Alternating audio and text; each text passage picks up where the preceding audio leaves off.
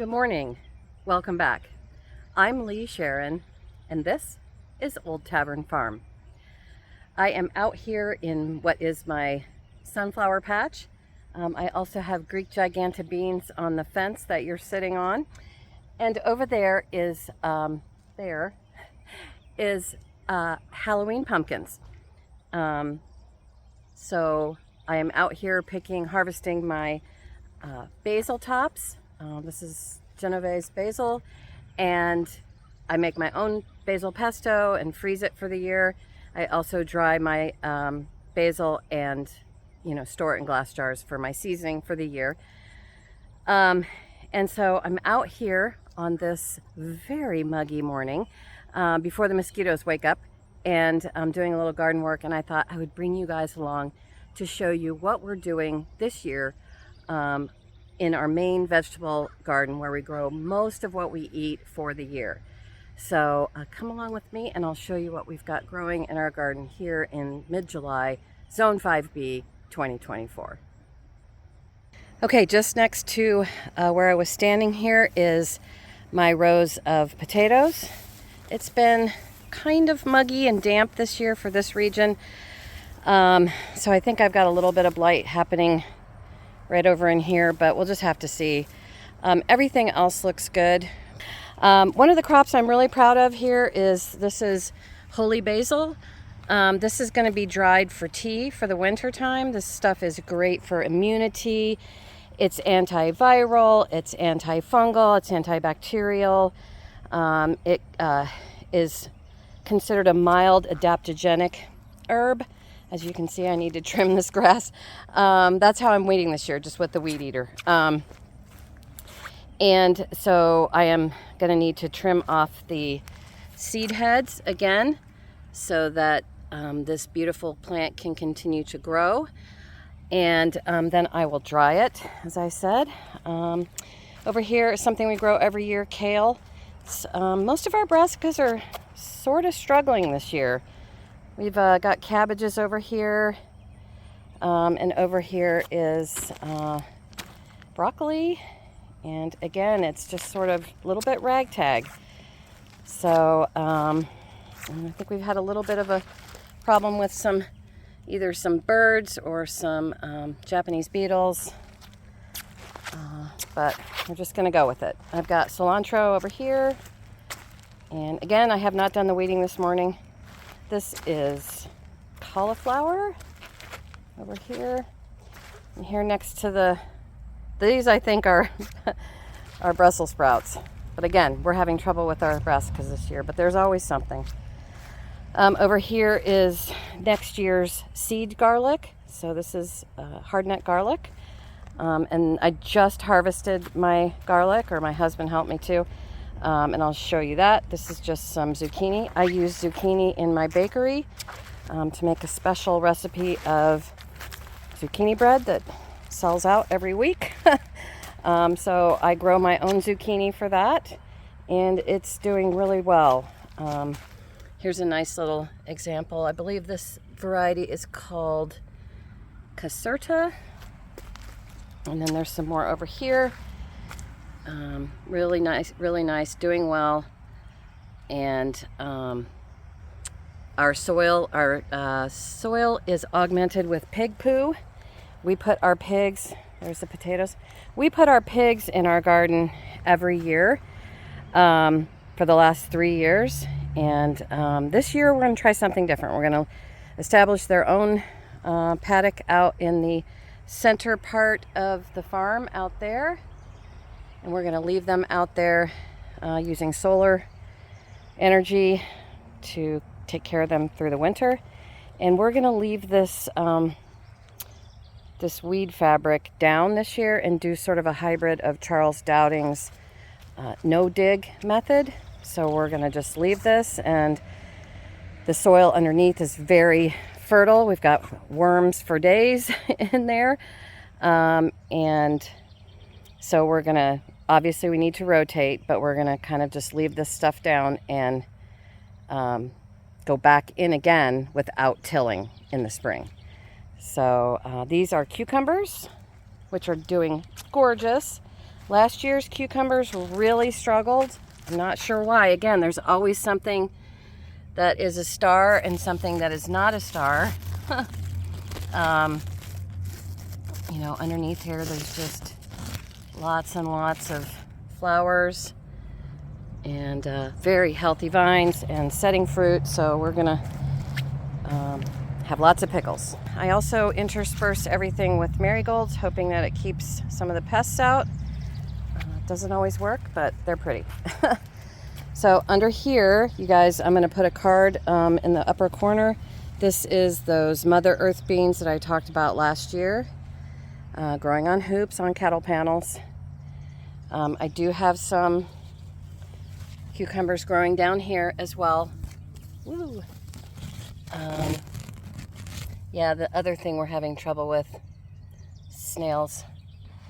But they're probably not getting enough sunlight under here, but one thing that is this giant pumpkin that basically just grew up here. We did not plant this. This is a volunteer from a previous year. And as I really love pumpkins, I'm gonna allow it to grow. It's not gonna hurt the Seneca beans. These Mother Earth beans are also called Seneca beans. This is our favorite style of eating shell bean. So that's what we grow there. And then the next row over here is all our peppers. And the peppers have been doing pretty well. In fact, we're gonna have peppers for dinner tonight, along with our pork and on some bread that is rising in the kitchen right now, with some of our onions for sandwiches tonight. And then next to that is our onions. So we grow a storage variety of onion called Red Wing, another storage variety called Patterson. All the way down the line there, you can see those are the onions. Okay, right here next to the onions is our tomato patch. I'm gonna go back down the line again. We grow mostly paste tomatoes, so Amish paste, Italian paste, Hungarian Italian, something like that. And then we also grow some heirloom eating varieties. There's a paste variety right there.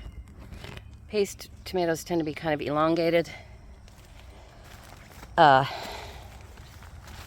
And I have run out of stakes, so these are not staked, but these are. Here is another example of the paste tomato. And these are doing really well this year. Last year, as you guys know, I'll try to put a card up, I put the tomatoes in a spot that they had been in 2 previous times. And so I basically had almost a failure of a crop, because you cannot really plant tomatoes in the same spot year in and year out. You have to move them around and rotate them. Okay, again, here's some onions right next to the tomatoes. I'm gonna try to show you some that are heirloom that's growing here. Oops. So really beautiful. We've got a really beautiful crop this year. Super pleased.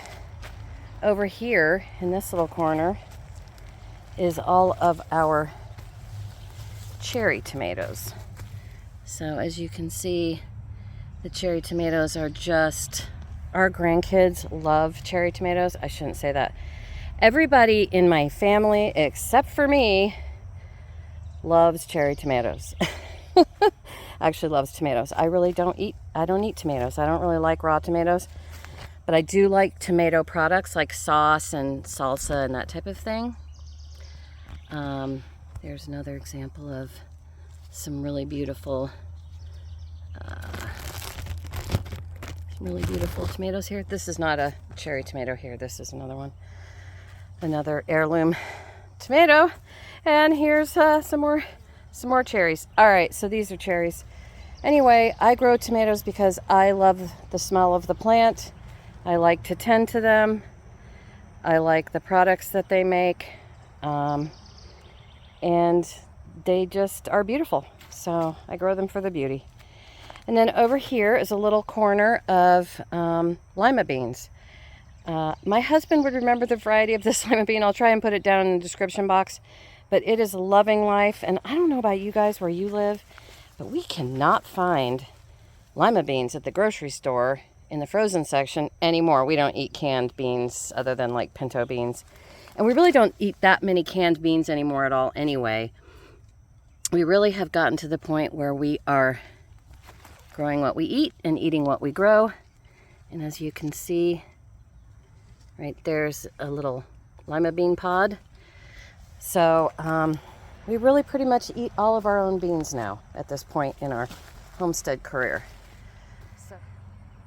Okay, over here in this annex garden, we have beans. These are lima beans right here. These, I think, are Great Northern beans. And then corn in the background. Every year here in Zone 5B in the southern tier of the Adirondacks, we get what we call blowdown storm. And I'll put a link in the card box to show you one of the videos from a couple of years ago when we got a really bad blowdown, and it just basically flattened all our corn. So I had the idea of planting our little meager corn patch here next to the shop, so that maybe that the building might give it some protection against the wind.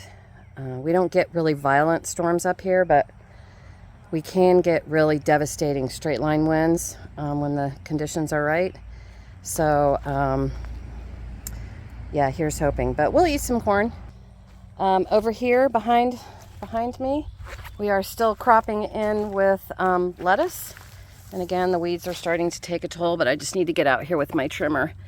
And this is, I tend to cut and come again on my lettuce, but as you can see, it is starting to bolt in the heat. So there's another good example. But this variety I got from my local Mennonite store. It's local and organic, and it is still cropping in beautifully and is tolerating the heat. So so we still have a few more pickings off that. Over here I'll show you my strawberry patch. Again, I need to weed this a little bit, but overall pretty good. Thanks for coming along, and I will make further updates as we move through the season. So far so good. I hope wherever you guys are that your gardens are looking beautiful and you're happy with what you're growing and learning from the experience and just having fun. Thank you for visiting. Until next time, bye-bye.